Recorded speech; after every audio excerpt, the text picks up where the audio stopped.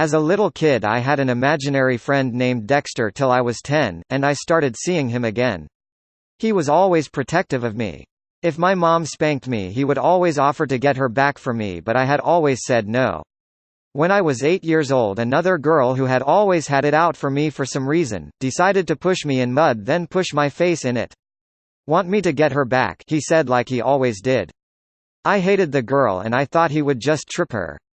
"Yes," I said with just a tinge of regret. The next 6 seconds are burned into my memory. As the girl crossed the road, a car, seemingly out of nowhere, hit her dead on. I heard her friend scream as her mangled body flew 15 feet away from where she was just standing. Even though I was horrified, I secretly loved it. When the police finally found my mother and I saw her, I finally moved and began to cry in her arms as Dexter laughed hysterically. I said, "Mommy, yes, baby girl, make him stop."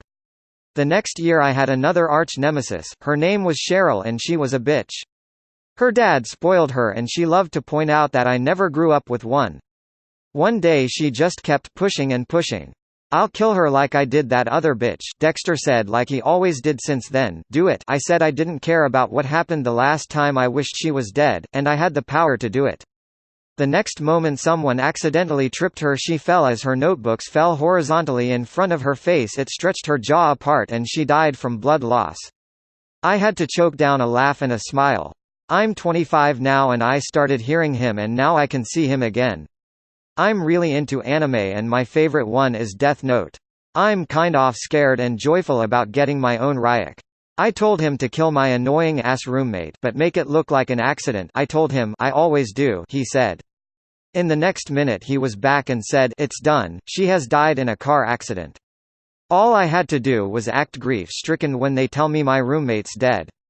Dexter just told me why I grew up without a dad. He killed him for spanking me. I didn't get a say, he just did it.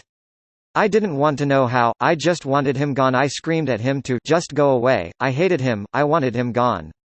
It's been a week and I've been nearly killed 3 times.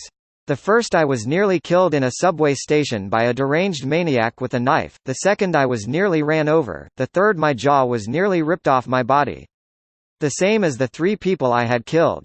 My roommate in a subway by a stab wound and the 2 bullies I had ran over and bleed to death. My mother died a year ago from a feral dog severely biting her neck and tearing at her throat. I wonder if that's next for me or something more creative. I know he doesn't need my approval to kill, so, watch out, you might be next.